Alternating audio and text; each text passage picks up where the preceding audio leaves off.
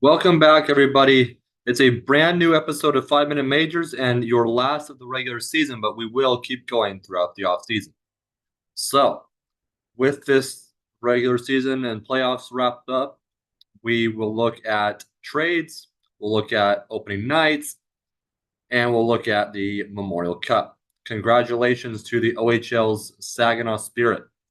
They clinched the Memorial Cup title with a win over league and conference foe London Knights, who won this year's OHL championship and that same conference. So this was a rematch of the OHL's Western Conference Championship Series.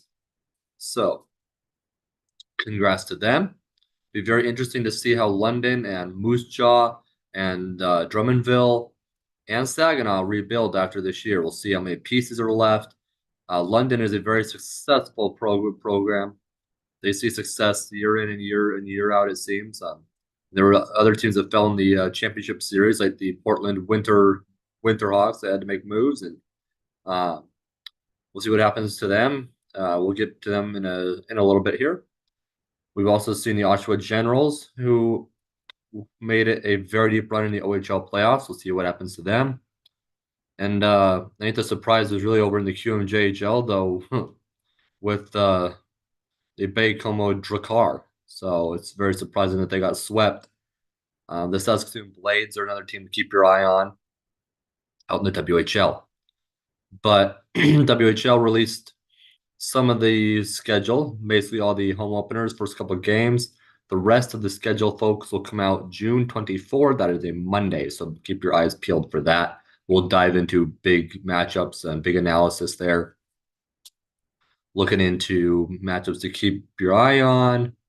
Wenatchee will have their second full season in the WHL next year. So we'll see what we can get with there. And it'll be very fun to watch that, as well as some of the teams, the moves that they've made, including the Portland Winterhawks, who have made their second offseason move and their second with the Brandon Wheat Kings. This year, we saw Nate Danielson go to the Winterhawks in exchange for some picks and a couple players. And that was Rhett Ravendal and Nick Johnson heading to Brandon from Portland. And they will now reunite with Marcus Nguyen, who is heading from the Winterhawks to the Wheat Kings. This is another deal for the Winterhawks where they unfortunately had to figure out what to do with another 20-year-old. That was just a consequence of making such a deep run like they did. The future is bright for them still, but it might be a little bit of an uphill battle depending on what they do with the draft and any moves they make to bring in maybe more key players than our 20-year-olds. So just what happens when you make a deep run. You usually have a veteran stocked roster. So we have that to note as well. They got the playing rights to a little bit younger player. We'll see if he joins the team. The Winterhawks have had success getting players to join them from whether it's the NCAA or different junior leagues. We'll see what happens there. They have had success there before. So I'm very confident that player could make the move, but the Winterhawks have more details on their website. It'll be very interesting to see what happens there.